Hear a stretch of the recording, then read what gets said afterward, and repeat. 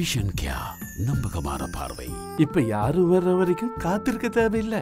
வணக்கம் மக்களே. இந்த உலகமே ஆச்சரியம்தான். இந்த உலகம் இயற்கைன்னு நாளுக்கு நாள் எங்களை ஆச்சரியப்பட வைக்கிற விஷயங்கள் நிறைய இருக்கு. அந்த வகையில சூரியன் மறையாத இடங்களை பத்தி இந்த வீடியோல தெரிஞ்சுக்க போறீங்க. நோர்வே பொதுவா சூரியன் மறையாத நாடு அப்படின்னு சொல்லி தெரியும். இந்த நோர்வேல பொதுவா 2 இடத்துல சூரியன் மறையாம இருக்குமா. ஹமர்ஃபிஸ் என்கிற சிட்டியில முற்பகல் 12:45 சூரியன் மறைஞ்சு அடுத்த 40 நிமிஷத்துல சூரியன் மறுபடியும் வந்துருமா. இந்த இடத்துல மே மாசத்திலிருந்து ஜூலை மாதம் வரைக்கும் 76 நாட்களுக்கு சூரியன் மறையவே மறையாதாம். அடுத்ததா ஐஸ்லாந்து.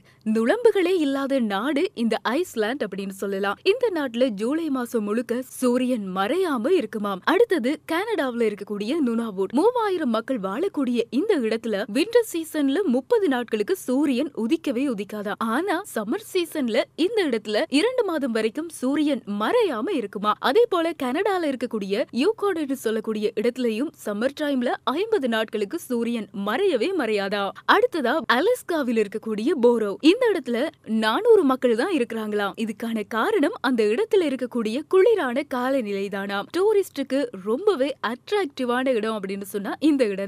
இந்த இடத்துல மே மாசத்துல இருந்து ஜூலை வரை சூரியன் மறையாம இருக்குமா. ஆனாலும் இங்க டெம்பரேச்சர் 11 இருந்து 15 பாகை செல்சியஸ் அளவுல தான் இருக்குமா. ஏனைய நாட்கள்ல இந்த இடத்துல சூரியன் உதிக்காம டார்க்கா தான் இருக்குமா.